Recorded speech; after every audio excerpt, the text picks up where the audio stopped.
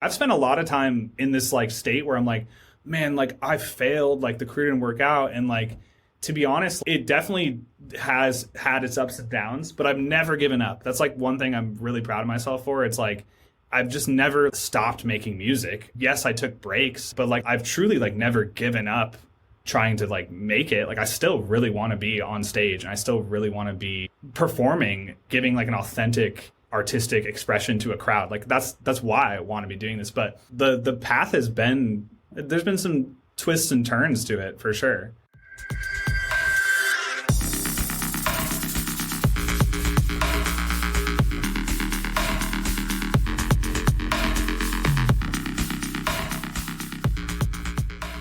What's up, everybody? Welcome to the Headliner Mindset Podcast. Today's guest has been a staple in the dubstep and bass music scene for many years now, releasing on labels like Disciple, Canniballin', and Excision's Rotten Recordings. He's now an instructor at Icon Collective Music Production School, sharing his skills with the next generation of artists, and he was also a life coaching client of mine at one point. This is Lumberjack. What's up, Nick? It's been a while. It's good to see you. My man. So good to see you, brother. So good to see you. How you doing? What's up? I'm good. I was actually just thinking about, I think the last time I spoke to you was on the phone, and I think I was crying. Yes. Yeah, bro. Let's start this fucking podcast in the deep end, baby. Because I was thinking, I was like, when was the last time we talked? And I literally remember like laying in bed, and I was just like talking on the phone. I was just like going through it, and I just remember that was the last time I talked to you.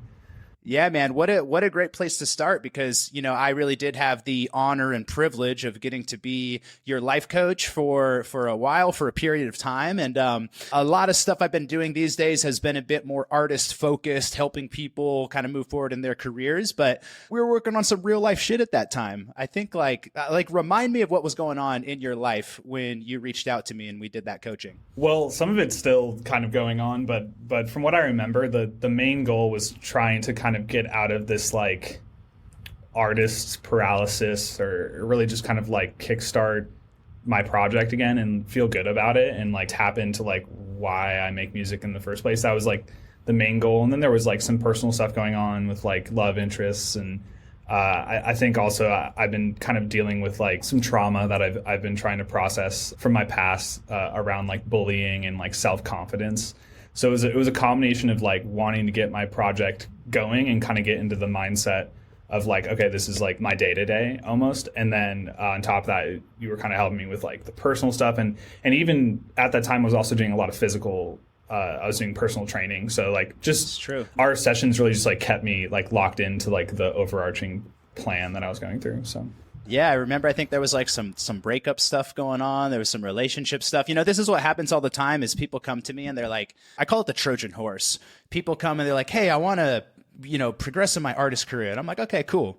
And then we get on a call, and then next thing you know, we're in the deep end, and some tears are flowing, and we're getting down to the bottom of like, all right, what's it's like the invisible parking brake, right? It's like we're not progressing in our career or in our goals, and we think that it's like some surface level thing, but it's like, well, no, there's oftentimes just some deeper stuff that's there. And so being able to go deep with you was, like I say, it really was an honor and a privilege, because it takes a lot of courage to, especially as men, like this is some shit that like a lot of us didn't grow up with, and is also, you know, sometimes just, I don't know, it's just can be weird for some people. But, you know, I want to acknowledge you for having the courage to dive into the deep end with me and do some real coaching. Thank you. I really appreciated the time I spent with you, and it did definitely like change my like approach and look to a lot of different things. So it was really helpful for me.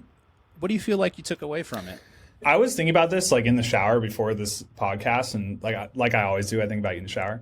And I was thinking, I was like, what is the biggest thing I learned from that? And honestly, I think it's a lesson that has been coming up recently a lot too, but it's like trusting like what you want to do is like what's best for you, or at least like where the universe is trying to lead you to like learn something. And I've spent a lot of my time in fear and like afraid of moving forward because I didn't even know where to begin. And a lot of our calls kind of helped me just like make decisions that were like really holding me back. I remember one of our conversations, I kind of like asked for your advice, and something you said to me was along the lines of like what would make you like the happiest? It was like something like that. And then I chose to do that thing that I was so afraid of, but I knew would make me happy, or it just felt like the right thing to do deep down inside. And then I learned like there was nothing to be afraid of to make those kinds of decisions. And that's something I've been recently going through where there's a lot of fear in the music industry where like, should I put out this genre? Or should I put out this thing? Should I sing on this? Should the art look like this? And I've been kind of using your advice to like trust my own decisions and like what I want it to be. Cause that's really, it's more about that than what other people like inner validation versus outer validation. Yeah, I love that, man. And that's such a beautiful thing about the coaching process, is because there's a lot of different definitions of coaching, but like the way I was trained and the process I really love is where it's all about really helping somebody come up with their own answers. Like, I don't know what's best for you. Your heart knows what's best for you. Like, you have the answers deep inside of you. And sometimes it's just about asking the right questions to get somebody to really figure out those answers for themselves, and, you know, giving them a gentle nudge to really trust it. Because that can be the scary thing. It's like, all right, a part of me wants to do something, but then like my brain is going to come up with all of these self-sabotaging thoughts and all of this fear. And it's just about like getting into that deeper wisdom, you know, that is your intuition. And I love that you said, you know, you mentioned the universe a minute ago, and I feel like I've just been getting so much more deeply connected to my version of the universe, whatever this force is, you know, and it just like, all right, just listen to that thing, whatever that thing is. It lives. It's like the opposite of your fear. It's the opposite of that little, you know, mental gremlin that just lives in your brain and tells you that like everything is going to fall apart, you know, and it's like, no, trust this other thing, listen to that other voice. And if you can slow down enough and actually be able to listen to it and then be able to have the courage to trust it, to me, that's what the whole game's about. I've been doing a lot of that lately, and it fucking works, man. Yeah, like surrendering to that feeling is so important, and something that like has been very difficult for me, because it feels like if I surrender to letting things just unfold, that I'm losing all control. And I find safety in control, like whether it be overdoing my mix down, like making sure my mix is legitimately perfect, so I have full control over like what anyone would say about it, or control around like what my art is supposed to look like, what colors I'm using, like the order of it all. And I don't know, it's exhausting. Like, I've spent so much time trying to control everything that it, not only that is it exhausting, it's like a lot of use of energy, but it's also like not really working out. Like if I'm controlling things all the time, like you'd think, oh, this is the safest approach to like a release plan, but sometimes it doesn't work that way. And so I've actually been tapping into like that process and like what we would learn together recently. And I kind of like didn't even realize it was like from our sessions. It just was like a knowledge that's been just like kind of dormant for me. Yeah, brother. Mm-hmm. I love that, man. I love to hear that the lessons are continuing to unfold. It never ends, and it's really cool to hear all of this. So, dude, tell me a bit about where you're at now. Like, it's been a couple of years. I think that was kind of, I don't know, is that like pandemic era, I think, around the time we were talking, and what's going on? I know you're teaching at Icon, which I want to talk about later, but tell me about Lumberjack and where you're at with the project these days. Sure. Yeah. So Lumberjack has had an interesting run for sure. There's been a lot of ups and downs, and it's been very much like a learning experience is the best way to explain it. And I've had a really weird relationship with the project as of late, and like when we were working together, because I guess the best way to describe how Lumberjack has worked in my psyche is that like in high school and elementary school, I was like the victim of like a lot of bullying.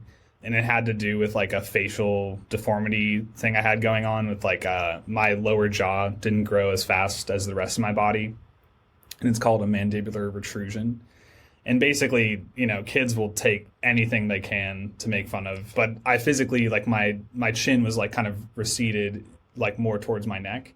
And it was an easy moving target, but it was something that like was obviously not my choice, and I was born this way. And I eventually had a surgery to move my jaw forward, because just for my own health, it was like affecting breathing during exercise and stuff like that. But most of my life, people made fun of that. And I remember like when I started getting into DJing and producing, it felt almost like a sword and shield, or like almost like a sticking it to the man thing, where I was like, well, like fuck these bullies, like I'm gonna be a famous DJ. That was like what like kept me going. It was like this drive of almost like like hatred and scorn and like all this like pain.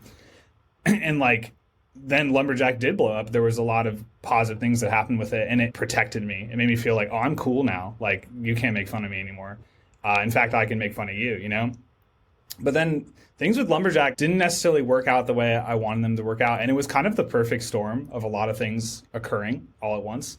I had reached a point of burnout with touring. So I was touring a little bit too much. And I had gotten to a point where touring just felt so lonely for me. It like I was almost always alone. I mean, there were shows with other artists, and those were always very fun. But I felt very lonely, and I felt very drained. And like when I would come home, I would like eat unhealthy and play video games, and then like go back out on the road. And it was just like this vicious cycle where it wasn't the dream that I wanted to follow as far as touring went. Were you drinking a lot on tour also? Yes. Were you yes.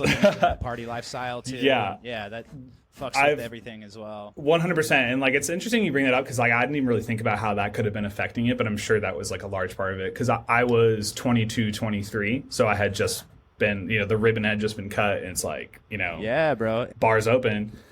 Alcohol is a depressant, right? And when we're choosing to use alcohol and it's coming from a place of I'm lonely, or I'm sort of like just using it to be more social, and not necessarily coming from the healthiest place. I mean, just regardless, it's just a depressant and what it does to your body chemically, so it doesn't help any of that mental health stuff. 100%. And I was drinking every weekend, and then I was coming home and smoking weed all week to decompress, so there was like some lifestyle choices that were really burning me out. And that kind of led into burning me out on the genre of dubstep, which was probably like the most heartbreaking part of it all, because I still to this day love dubstep. I love making it. But I had this like 3-4 year period where I just like was not passionate about it. I wasn't like getting the same like feeling from making it. So combined with like the lifestyle choices, the lack of interest in the genre that I am known for. And then I had some issues with the manager at the time. I was very young, and I had a manager kind of like pluck me up from Icon and like, be like, this is the music industry. And this manager had a lot of control over, I was so young, I had no idea what he was doing. He had a lot of control over like things like royalties and licensing and like my merch, even like contact with my agent. He did a really good job of like, kind of keeping me like out of the loop. So ultimately when our relationship turned sour, I felt like very disconnected from everything I had built. I didn't even know the person who was making my merch. I didn't really have much of a relationship with my agent. So it just felt like I had been like severed from all support system. And that was like that's a whole other conversation, but there was some legal action that was taken to get out of a contract, and I got kind of tricked into a sunset clause, which is something that I wanted to kind of share in this podcast just to save someone from it. What's a sunset clause? Let's educate. Yeah, so as far as I understand it, a sunset clause is part of a managerial contract, and it generally is a good thing. It protects the manager's investment in the artist. So for instance, like let's say that I am a new artist and my best friend manages me, and he makes me sign a contract with a sunset clause. This would ensure that if I blow up, and let's say like Mo Shalizi, who's managing a lot of different acts, is like, damn, like Lumberjack's really sick, like, and he reached out to me. He's like, why don't you just go with me? I mean, the only thing that's really stopping me from ditching my friend and going with like one of the better managers in the industry is the sunset clause, which will protect his like 20% income from me for a certain period of time, so maybe like 2 years or something. So if I'm making money with this other guy, the guy who invested in the artist to blow the artist up is still making a residual for a certain amount of time. Yeah, usually the sunset clause, they call it a sunset clause because it's usually like a decreasing percentage. So let's say normally I'm getting 20% as a manager from you. And then, I put in all this work and I set up a big tour for you. And then right before you go on tour and we collect any money, you fire me, or the contract ends and you go with somebody else.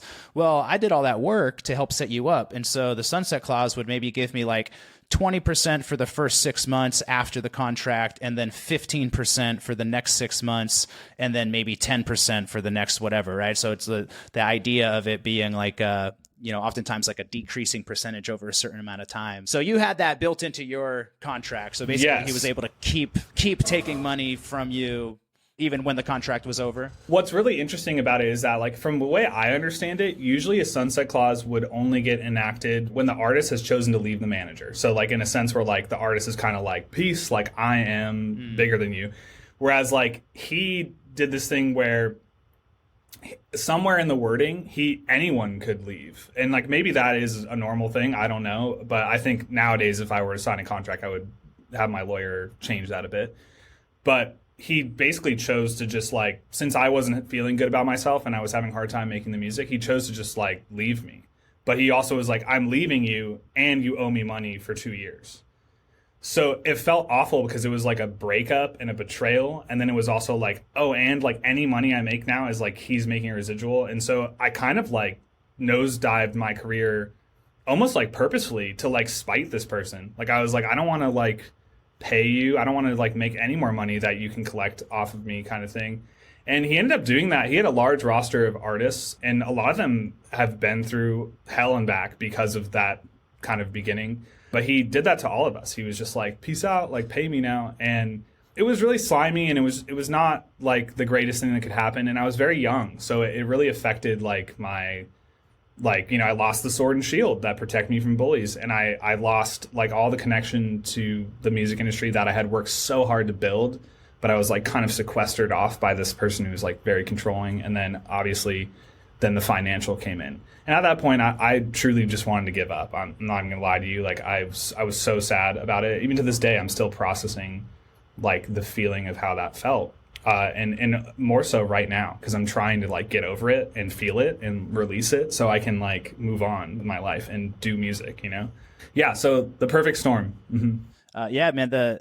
The music industry can be fucking brutal. You know, these are like one of those stories that you hear about, and the music industry oftentimes just gets a bad rap in general. Like there's a lot of cutthroat shit. There's a lot of sharks, and I've seen my fair share of it. You know, it's not always a pretty process, and it kind of comes with the territory. So, you know, if you could do things differently, what would you have done differently going back, and what kind of advice do you have for people to make sure they don't end up in a similar situation? I've thought about that a lot, to be honest with you. I think like a really like the best answer for anyone who is like young in this industry and wants a manager is make sure you read the contract. Like read it up and down, and not only that, but like spend the $200 an hour to have a good music lawyer read it for you for like an hour and a half. I was going to say, don't read that shit yourself. Get a fucking lawyer and make sure it's like, especially like, you know, maybe a single deal with a record label where you're signing one track over. It's like maybe not the biggest deal that you need to spend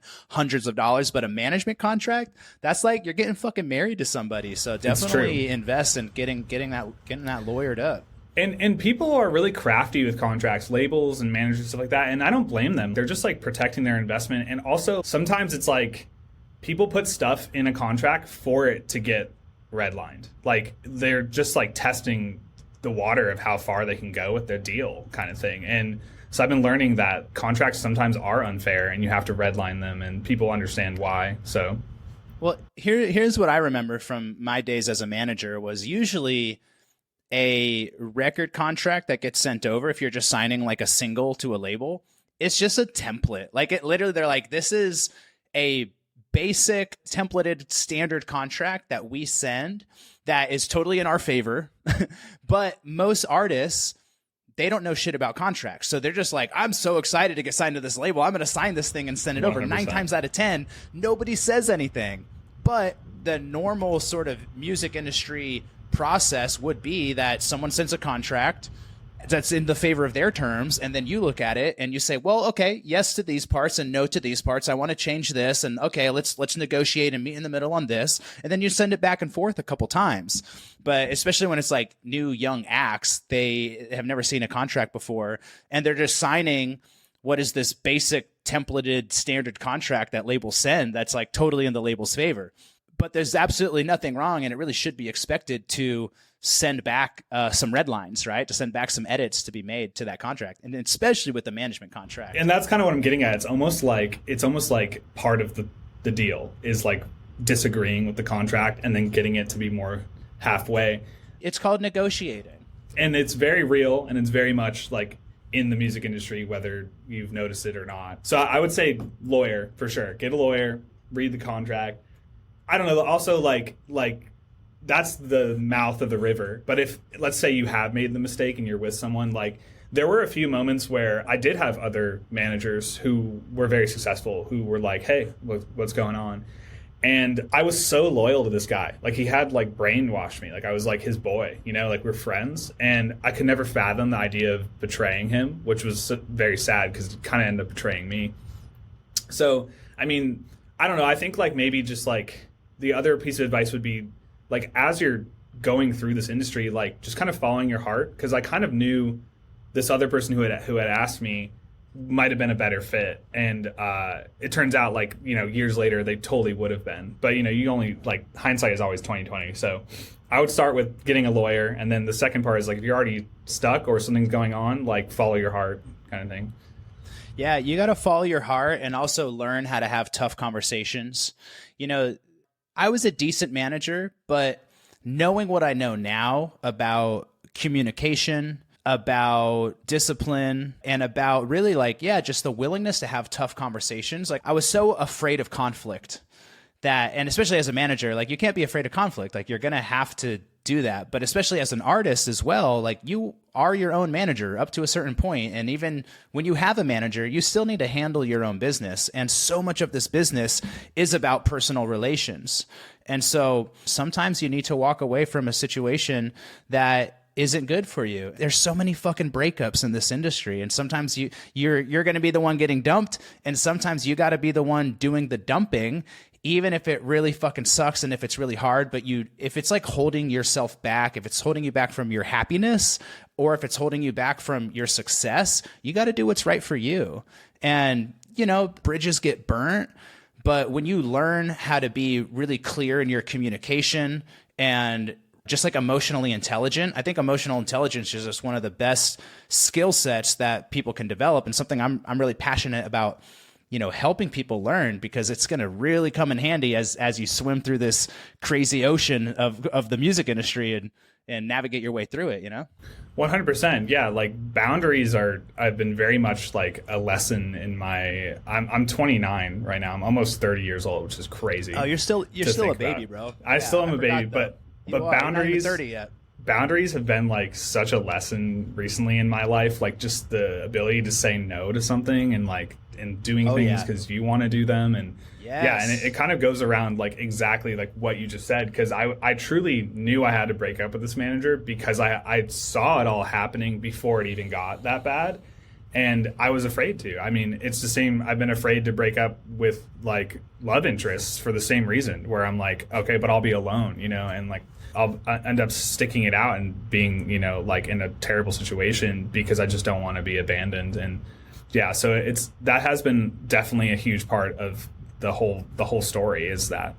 Yeah, no, it's huge. You know, I mean, it wasn't only until maybe the last couple years, the last like 3-4 years, that I've really learned how to have really strong boundaries. I know how to put myself first. I know how to say no. There's this really powerful 2-letter word called no that a lot of people don't know how to really express and own. And man, that the power of the fucking no, it's like learning how to flex that muscle, and it's like not being a dick. You're not being an asshole. Like there's the first stage of it is learning how to actually have boundaries and how to say no, how to put yourself first. And then the next stage of it is how to do it gracefully, right? Because like when you're not good at it, it can kind of be messy and you can come off as sort of being a jerk or being an asshole. And it's like learning how to do it gracefully. That's the elevated next level ninja stage that I'm finally just at 38 years old starting to get good at. It's like, oh no, I can have tough conversations. I can say no, I can set boundaries, and it's all good.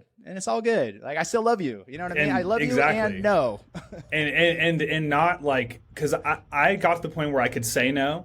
And like what you said there, like saying it kindly, that's like a huge learning lesson. But also like not feeling bad about it afterwards. Yeah, that's like the main thing I'm working on, where I'm getting good at like cosplaying boundaries. But then afterwards I'm like, oh my God, like was I mean to this person? Did I like say this thing?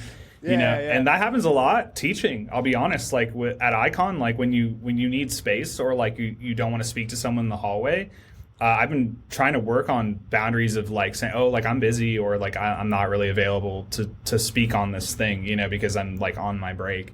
But it has been perceived as like I am like a mean teacher sometimes, and then other times it's been perceived as I'm just keeping it real, you know. So yeah, there is a blend. Yeah, it's a skill and it's an art. And man, when I was in the music industry, like I was just such a fucking nice guy. And the thing is, I'd always thought about myself as being authentic. Like I'm authentically cool with everybody. Like I just get along with everybody. I'm always available. I'm always nice. I'm always friendly. And I built a huge reputation for myself being like that. But I was also super disconnected from this other part of myself that like had boundaries. And you know what? Maybe I don't like everybody, and maybe I don't have to be nice to everybody, and maybe I'm not always keeping it real. Like I actually had to really look at the mirror. I'm like, am I being genuine, or am I just being nice all the time because I want people to like me and I don't ever want to piss anybody off? And I've become so much better at being like, hey, if I piss you off, like that's okay. Like that's on you, but this is my truth. And I'm learning how to speak my truth so much more. And man, for all you 22-year-olds out there that are just getting in the game, like this is some, you know, it's going to take some while to learn this, but I would really suggest learning it now, because when you get out and you start touring and you start having, you know, all these relationships with other artists and managers in the industry, like, man, learning how to have boundaries, learning how to speak your truth, not being a fucking nice guy all the time, like it will be a massively helpful skill set to start developing. Also, it makes your friendships in your life in general, but also in the music industry, like way more authentic, because you're so like honest with them about how you're feeling and stuff like that. And as you were saying this, I was having a moment where I was thinking like, you know, I've been doing like dubstep bass music DJing for like 10 plus years. I've met like a large amount of the people that are like successful in this industry, and I've been kind and friendly to every single one of them, and most people you could ask if they know me and they'll say yeah, but I don't really have like super tight, like I'm not like boys with anyone, you know. And there are some people who have become incredible friends, and there's probably like 3 or 4 that are in the music industry that are also like lifelong friends. But like the rest of it has kind of been very fringe, because I have also approached the industry the same way, where I'm very kind to everyone, I'm very friendly, but like I never really had like a strong opinion in a green room or anything like that.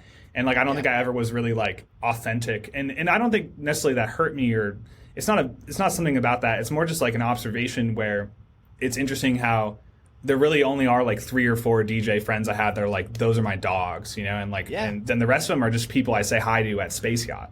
So, yeah, man. And that's because, I mean, part of it is a lot of these connections are happening out at shows, and it's like the environment that they're happening in. A lot of times we're kind of wearing a mask, you know, you're out, you're having fun, you're shaking hands, everyone's cool, everyone's taking shots, everyone's whatever, but it's actually very surface level. And so when do you actually have a time to develop a deeper relationship with somebody, you know? And the big thing is when you go out and you put yourself in those situations and those environments. I mean, like I was really good at meeting people. I was really good at shaking hands. I was really good. I could fucking schmooze all day. I built my career off of that. But now, being a bit older, and also for me, I think stepping out of the music industry for a while and really going on my own deep personal development journey, getting into the world of coaching. Like in coaching, we don't fuck around. Like we go deep. Like we started off this conversation. We're not playing in the shallow end on the surface level stuff. Like I live in the deep end. And so now when I go out and I meet people, it's like I don't wear the mask anymore, right? I'm still cool and still schmooze, but you know, there's a whole industry of people that are just kind of wearing a mask. And not a lot of people have really, I think, done the work to get really, really clear on like who they are. Like you were talking about, really getting in touch with your own voice, your own inner wisdom, you know, your own authentic self, which can sometimes be so buried and we can get so lost from as we're out, you know, trying to build our network and meet the right people and get in with the right label and get in with this crew because they're like the cool DJ crew. And it's like, wait a minute, who am I in the middle of this whole process? Am I actually taking the time to be in touch with myself? And do I have the courage to walk my own path and speak my truth and be really authentic, you know, on this journey? It's easier said than done, but fuck, man, that's where your power's at. 100%. And it's more than just like social interactions. It's also like inner voice is also very like integral to the creative process and like the approach to like the type of music you're making. And because that like people pleasing mindset like also kind of infected the way I like even wrote music, which also like comes off as inauthentic when someone hears it. It's kind of like that uncanny valley thing where it's like you just know when you're listening to a song and someone made this like for people to headbang to at the rail, versus like when someone made something where it's like they're just in flow state and they're making art and it's not. And like sometimes that music still can be at the rail, but it was not meant to be at the rail. You know what I mean? So that's something that I've also been working on, because like what you just said is like, I was like, wow, it's so true. It's like it goes so much deeper than just like shaking hands at a show. It's also about like the way you like portray your brand and your music and everything. Like just like be yourself, be authentic. Like it's always going to be the right direction for you. I love this because this is the 4th episode in a row that the topic of authenticity has come up. That's dope. If y'all have been listening and you've been following the podcast, start paying attention to the patterns, start paying attention to the shit that comes up from every person, and not even just the artists, but, you know, industry people as well. And, you know, I think this is our superpower, man, is authenticity. And I'm really happy to hear you bring that up. And what does that look like for you right now on the music side with Lumberjack? And I know you also have I know there's a new project that's kind of coming out. Is it out already? Tell us about where you're at with music and creating the shit that you're really inspired about right now. So, okay, I'll just start with Lumberjack. Obviously, someone listening to this knows my brand and they've heard me. They've probably heard me start with like hybrid trap music and then kind of work my way into like rhythm and dubstep, and then I've like dabbled in like house and mid tempo, but I never really like like went too far away from dubstep. But recently I've been doing what we're talking about, where I'm like, well, what would make me happy to make so I can like kind of be passionate about this project?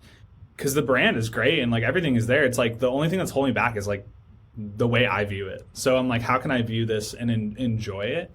So I kind of like, I spent the last few years experimenting with like different things. And I've kind of like landed my current unreleased music as Lumberjack. There's like dark mid-tempo, and it's like in the vein of like Castlevania or One True God, which are friends of mine and dogs that I was talking about earlier. And I have a song with like Castlevania as well that's like in that vein. So I have music like that. And then the other part that I'm really, really stoked about is I'm doing this like dark industrial trap thing right now. I haven't really teased any of it, or like my students know about it and my close friends, but like I haven't really like put anything out there about it because it's not ready. I'm working on kind of like a sound right now for Lumberjack that I think is really fresh, and I've made 2 complete songs and they came out really similar, and like I'm trying to kind of like dip into that feeling for maybe 8 more or something like that.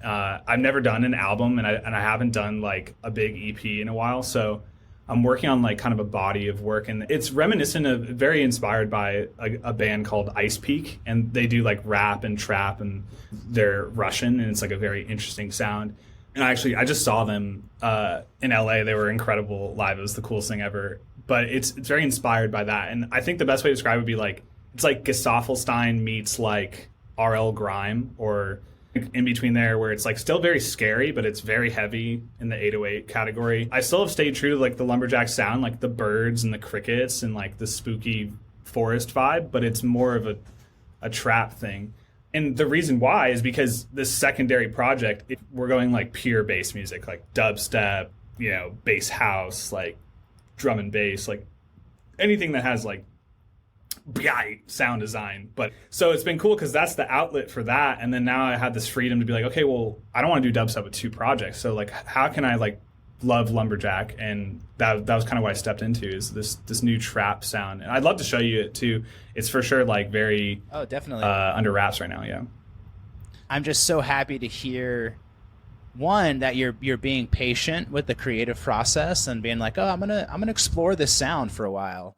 But more so also that you are using your inspiration as the compass of like, what's fun? What are you enjoying making, right? Because it's very easy to just look at like, oh, well, this is what's working. This is what's been working, which I see so many bass music, dubstep artists get stuck in. I've talked about this before, where it's like you get caught up just making the same shit because that's what's booking you. That's what's getting you tours. That's what's making you money. So a lot of people get stuck in it, but a lot of people, you know, like you got uninspired. And so, all right, am I going to find my new lane of inspiration, or am I going to keep doing the same shit?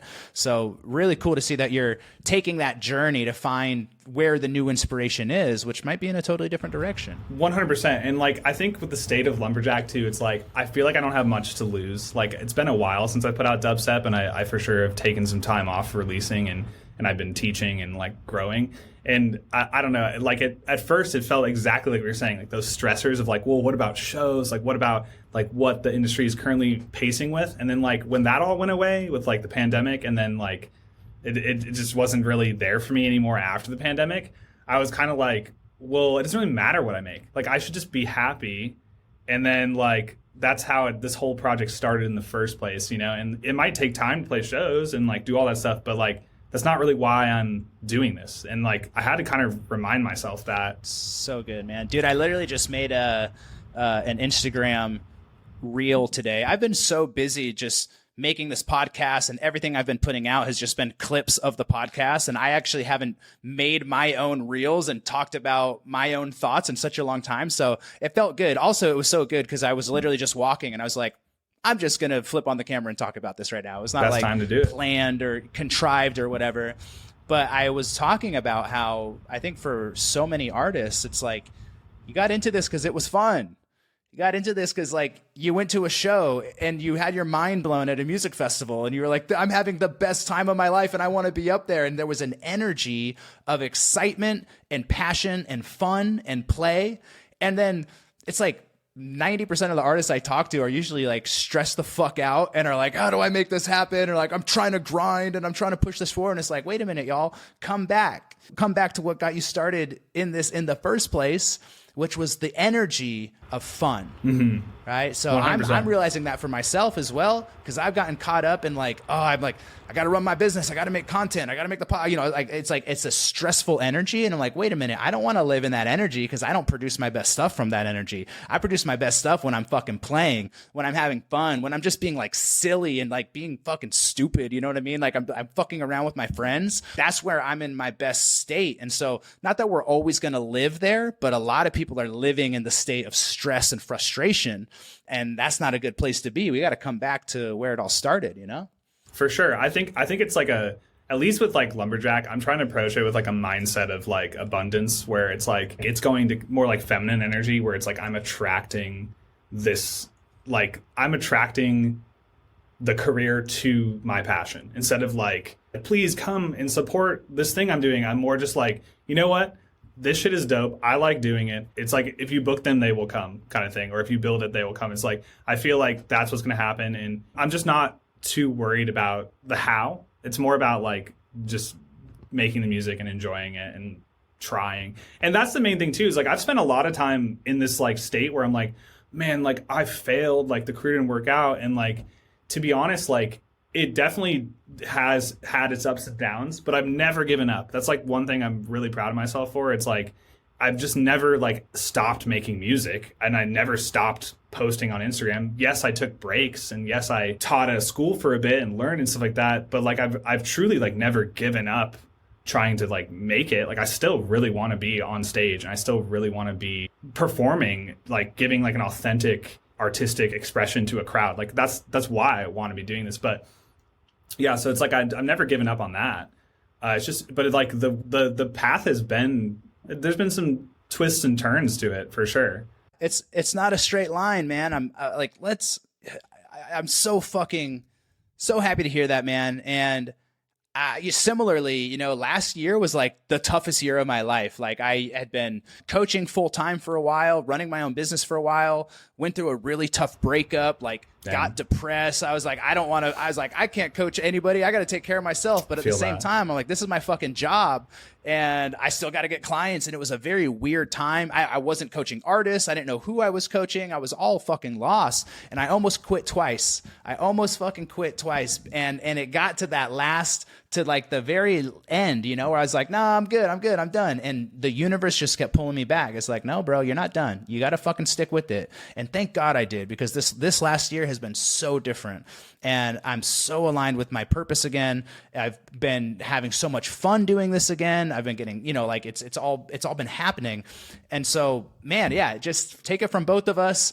It's not a fucking straight line. There's going to be moments where you don't want to do it. There might be moments where you need to take a break, but that also doesn't mean you need to fully throw in the towel, And it's like, get back in and go back into your cave, maybe do some healing, figure out what it is you want to say, where you want to go. Like, it's okay. It doesn't have to always be like a straight line and just always pushing forward and always growing. Growth is not linear.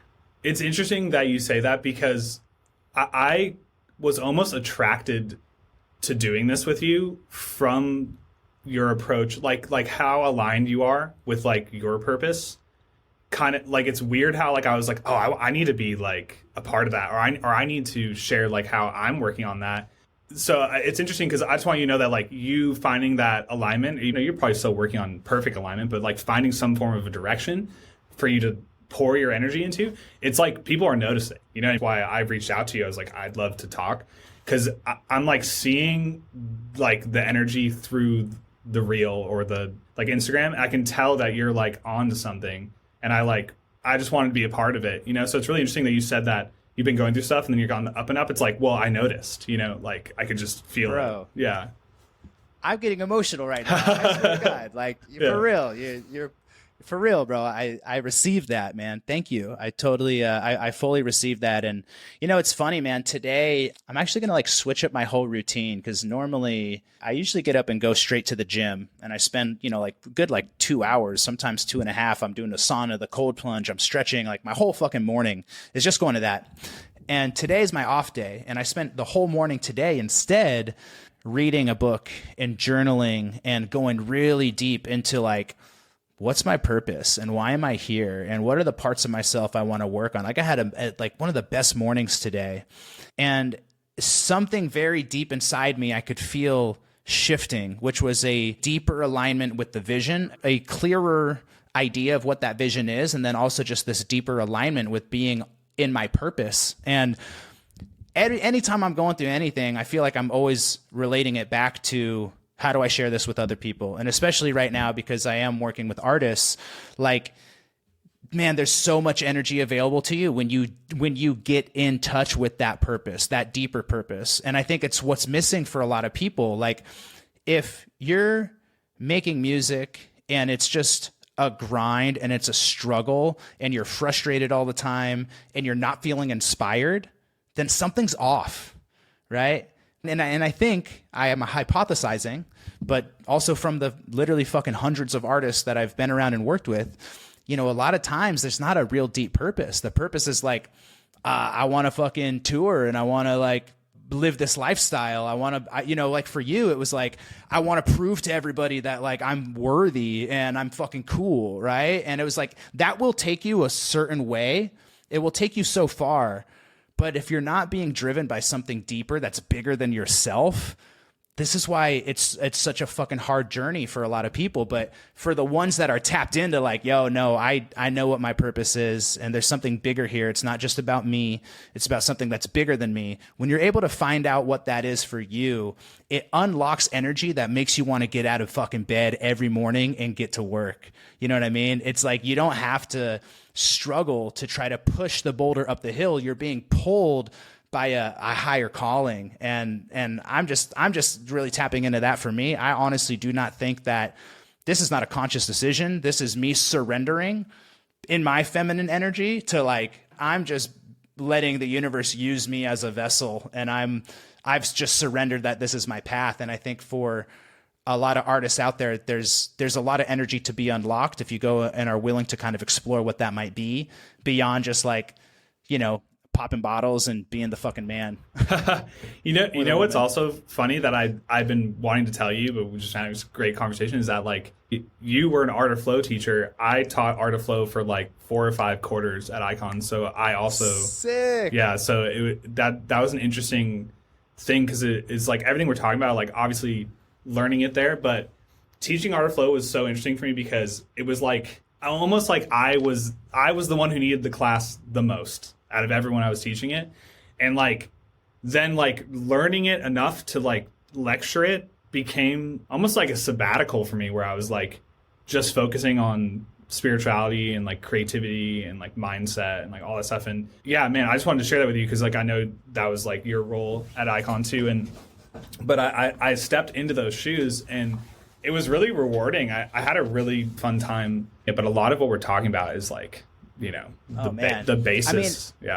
Yeah, dude, that is so cool to hear from one art of flow teacher to another. It's like you can't get in front of a classroom of 20 people every day or every week and talk about stuff that you're not living. Like eventually you have to start living it. Otherwise, it just becomes something that you're talking about that you memorized, and you're not going to be able to deliver that message with the same level of potency as if you're actually walking the talk. And that's exactly what happened to me. I mean, I was the music business teacher for the longest time, and I was a manager, and that was my whole world. Once I started teaching that class, it changed my fucking life, because I was the first art of flow teacher besides the owner. I was the first one he passed the baton to. And man, I even remember my very first class. This is kind of a cool story. My very first class, I was so nervous to teach that class. And if anybody out there is listening that doesn't know what this is a course at Icon Collective that's all about creativity. It's all about how to tap into your flow, how to tap into your flow state, how to be authentic in what you're creating, how to create music and create art from your heart and your soul rather than from your mind.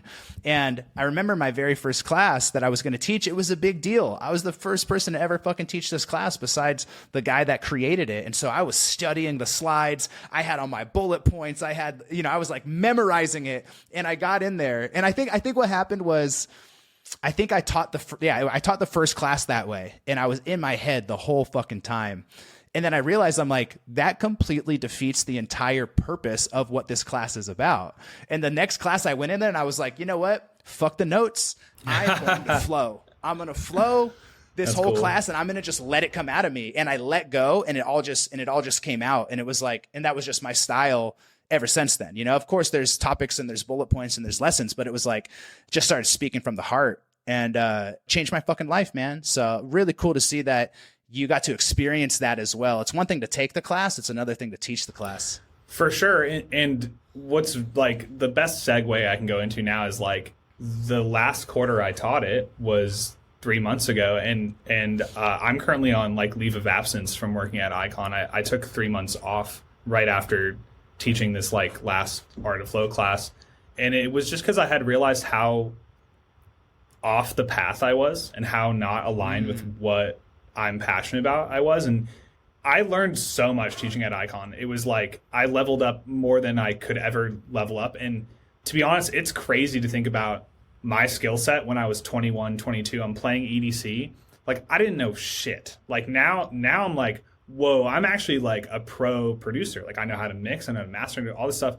And I've always known how to do those things, but now I like really know how. And it's only growing more, but it's really interesting to look back to all the success I had. I was grasping it, and I like knew enough to make something go bi, but it was like I didn't really know that much. So it was an incredible experience to go back to the school that I attended and then teach at it, and then like kind of learn all that stuff again. But what I would do, and a lot of teachers do this there, where like they'll learn a new class like every other quarter to keep them fresh, you know, because it's like a randomized schedule. So I decided to dip into Art of Flow. But Art of Flow was almost like what made me realize that I was done with Icon. Like I was ready to move forward. And, you know, Icon's been such a safe space for me since I was a student. I went to Icon when I was 19 years old. Like Icon is like home for me. And then I worked there, and it supported me through the pandemic, but it's gotten to a point where like I don't really want to like help people do what I want to do. Like I want to do it now, you know? And I was using so much of my energy helping these people do it. And I, trust me, I loved it. Like there was a moment there where it was for sure my purpose, but I definitely have like kind of moved on from that. So I don't think I'll be going back right now. I'm like on like a official like leave. I have 3 more months for that, but and they know where I'm at. This isn't like, I'm not like throwing them under the bus. Like they know that I think I'm done. And the reason why I'm telling you this is because that's the reason why I did it was Art of Flow, but also like this new project that I started off the ground. It's called Death Spiral. It's a bass music duo my duo I met while working at Icon. His name is Matt Noss, and he goes by Noss. And Shit. I think you've known him. Matt. Yeah. Matt is an incredibly talented individual, and over the course of working at Icon, we became really good friends. And then we made one song, and then that became 2 and 3, and they were like, what if we did a project? And then we've been working on it for like 2.5 years, something like that. And the initial leave of absence from Icon was to get that off the ground. So I spent the last 3 months managing and marketing and setting up socials, and we just put out 4 records. We put out 2 every month, and we like a few bootlegs, a few things there. And we have like support from Excision and support from a lot of other big bass music artists, but it feels almost like an approach to dubstep that's new for me, and it means a lot to me because I'm like, oh my god, like I could do this, I could kind of do this again. And then Lumberjack's kind of become like a passion project where it's like I'm gonna do things that feel artistic to me, whereas like Death Spiral is just like fun. And it being 2 people has been really great because there's not so much pressure on it being perfect. I don't know how to explain it. It's just like the fact that someone else is also overseeing it when we make decisions, and Matt has said it too, like a snare or something. Whereas if I'm Lumberjack and I'm writing music and I'm picking a snare, this could take me 8 hours because I'm just so in my head with it.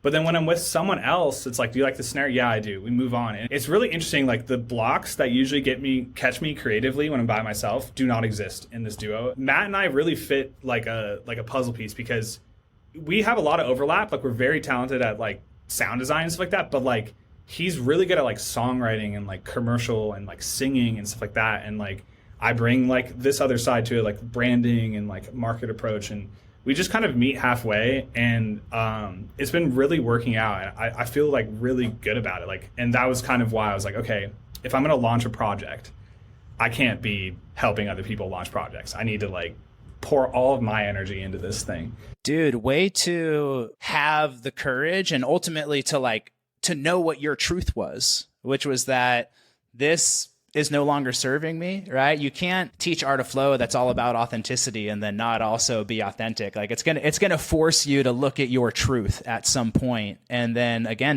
to have the courage to actually listen to that and to do what you need to do rather than staying in like, the safety zone where it's like, hey, I'm getting a nice little paycheck on a regular basis and I got some work over here. It's like, man, that's the tug of war, I think, that everybody really needs to think about is, are you settling for comfort and for safety, or are you leaning into your edge and like really living your truth, right? That's the deep inner work to really look at. So it's so cool to hear that you did that. What's the name of the project again? Yeah, so it's called Death Spiral, and it's on socials. It's Death Spiral 666, and we're on every social. Oh, dude. You can find us on Instagram and all that stuff, and we're on Spotify. That's some metal shit, bro. I can't wait to check that out. It's very metal. The sound is like a combination of like, so Matt and I love scary movies. It's like one of our favorite things.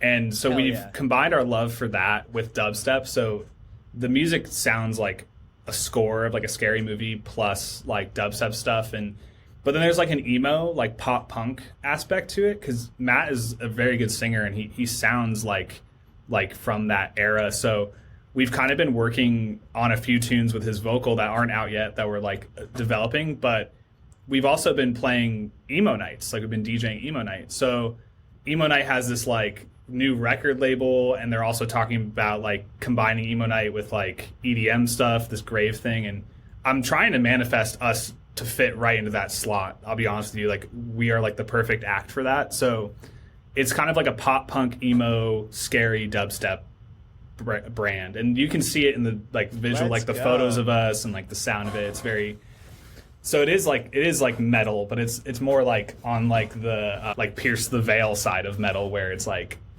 singing and fuck yeah. Dude, okay. Mm-hmm. Tell me you're familiar with Ice Nine Kills? Yes, of course. Band? Yeah. Uh-huh. Dude. Yeah. Horror movie themed so metal. Sick. Like I was like if you haven't heard these guys, I've been absolutely obsessed with them for the last like year and a half, and I just saw them live like a couple months ago. Yeah, I saw you post about that. Oh, dude, it was so fun. I got to share this story too, because for one, I go to the show and I'm standing kind of like maybe 2/3 of the way in the way back.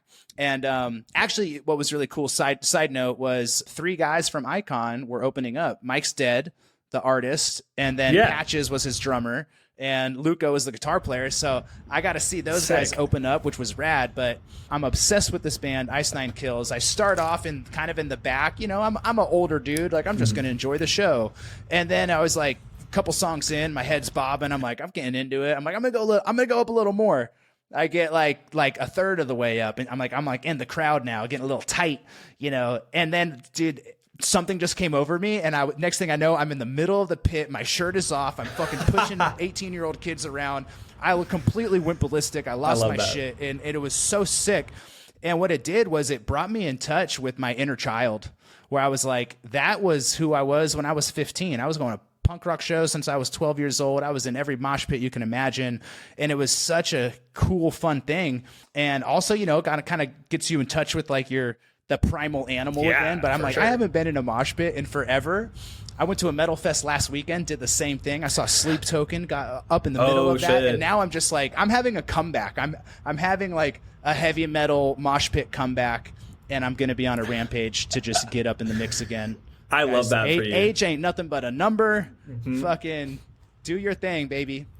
I think that's really cool. I've been kind of trying to surrender to that feeling at shows a bit more too, because it is easy to just stand in the back and like kind of be like sick or like talk to Matt and be like, that snares from like Virtual Riot Volume 3 or like I find myself doing that a lot of shows, but that's like not why you go to a show. Like as a kid, like I used to be on the rail and like be in the pit and like have fun and like let it all loose, and I just haven't done that in so long because shows become so business for me. It's so like, who am I going to see or meeting people. Yeah, so I think that's really cool that you just like.